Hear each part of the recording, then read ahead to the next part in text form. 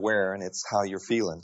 That's why peer pressure is so strong. You want to belong to a winning team. There'll never be a human being more important than another based upon what you got or how you look or what you do. It's how you feel about yourself. And that's the most important thing, the internalization of value, internal standard. Not comparing yourself down or up with anyone, using competition to keep you honest, keep the quality in and the price right, and setting internal standards and giving your wins away. The three greatest fears that I've come in contact with in my life are the fear of rejection, which is the greatest fear that anyone ever has. It's greater than the fear of anything. The fear of being made a fool of in front of your peer group. Why do you suppose the pressure is on young people to dress, act, and look a certain way? It goes right up into adulthood. We're all the same. We're afraid to have people laugh at us. That's why in kindergarten, they raise their hands. They don't care if they're wrong or right. They just want to answer anything. By the time you get to the fourth grade, you begin to worry about people snickering at you and being wrong. By the time you're in high school, you say, I ain't answering. And when you're a grown-up, you always play it safe with the same kind of friends who have the same beliefs, and that's the way it is. The fear of rejection becomes the fear of change. I don't want to change and set an example. I might get criticized, I might get ridiculed, and it becomes the fear of success. And through all of my life, the one thing I've been afraid of most is making it, of winning. You know why? Because where we grew up and how we were and how it was, it didn't seem right for us. And so I had permanent potential. I just kind of majored in minors and did things that were tension relieving instead of goal achieving. And I made a lot of excuses. The fear of rejection, there was always a reason. And success always stood in my way. They asked me to publish a book, so I procrastinated. See, procrastination is caused by the fear of success. You know if you did it, you'd win, and you'd be better. So I didn't do it so I could be my comfortable self. And it worked out right. I painted the fence and walked the dog. Next thing I knew, the opportunity passed. It felt so good. Whew, just to be me again. You and I aren't afraid to be rejected because we've learned one thing about self-esteem.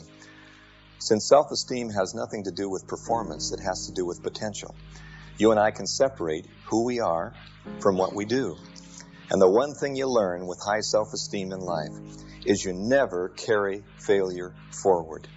Failure is always left where it belongs as a learning experience, a stepping stone instead of a stumbling block, a temporary inconvenience. I've decided the one way you can spot a winner or loser in the making is the way you project yourself, your value. You always project on the outside how you feel on the inside. I know I do. I can't hide it. I'm not the best looking in the group, but I'm always looking my best in the group. I can't always wear the finest clothes, but they're clean and pressed usually. And you always project on the outside how you feel on the inside. You can't deny it or can't get away from it. And so that's kind of the way it is. I can spot in me other people, the ability to accept a compliment and the way you forecast your value to others. When people used to say nice things to me, I threw back all the value they gave me. It's an easy tip-off, rejection of value or acceptance of value. Pretty nice looking suit, Dennis. And I'd say, yeah, I was going to give it to the Goodwill. You're right. He said, pretty nice tie. And I said, yeah, I got some mustard on it this afternoon. And he said, yeah, kind of sloppy eater. You're right. We brought you a present for your birthday. I said, you shouldn't have. You spent too much. They said, we know, just checking your value. They said, thank you very much for what you did for our son. And I said, it was nothing. They said, we'll tell him that for you. We sure appreciate what you did the other day. And I said, don't mention it. And they didn't next time. They knew. Why would anyone, when you're paid a compliment, not accept it? Gee, your hair looks beautiful, I said to her, and she said, have split ends, need to go to the beauty parlor. I said, because you got dark roots. She said, you got a big nose. I said, I knew that. I wore this really neat sweater one winter, and they said, oh, look at that. What is it, alpaca, or is it... I said, it's got a moth hole right here. And they said, oh, gee, better use mothballs. I'm learning. to look at people now and hold their gaze. I'm learning to give them my hand and my name and that it's okay. I'm learning to project value to people. I'm learning never to lead with an excuse. I don't make excuses walking in. I try to give people value and accept it in return. Self-esteem, the single most important quality, the feeling that you got no ceiling. As you now know, self-esteem means accepting yourself as you are right now, as a changing, growing, imperfect, but valuable individual.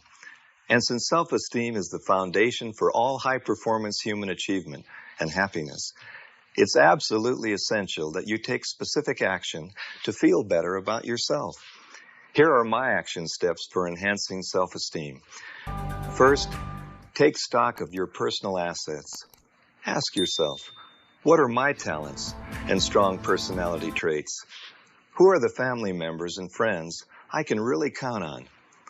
What are my accomplishments and skills? What are my goals, my dreams for the future? What do I want to learn? Where do I want to go? And who do I really want to be? Make a list of these important answers and review it often. Next, monitor your daily self-talk. Avoid using negative prison words and replace them with positive, constructive words. Instead of saying, I can't, say I can. Replace I have to with I choose to. I'll try with I will. If only with next time. Impossible with possible. And why me with try me. And finally, communicate value to others. Greet people with a smile and a handshake. Give your name up front when meeting someone in person or on the telephone. And maintain good eye contact when speaking and listening to others. Always say thank you to compliments. The third winning attitude, in my opinion, is positive self-control. The idea that life is a do it with God, do it for others, do it to myself project. And I can take the credit of the blame for being just about who I've set out to be. I've never understood that until recently. I've never told a lie that hasn't come back to bite me harder than when I said this offhanded thing. It's the unfailing boomerang, the law of cause and effect. What goes around comes around. And it does. Responsibility.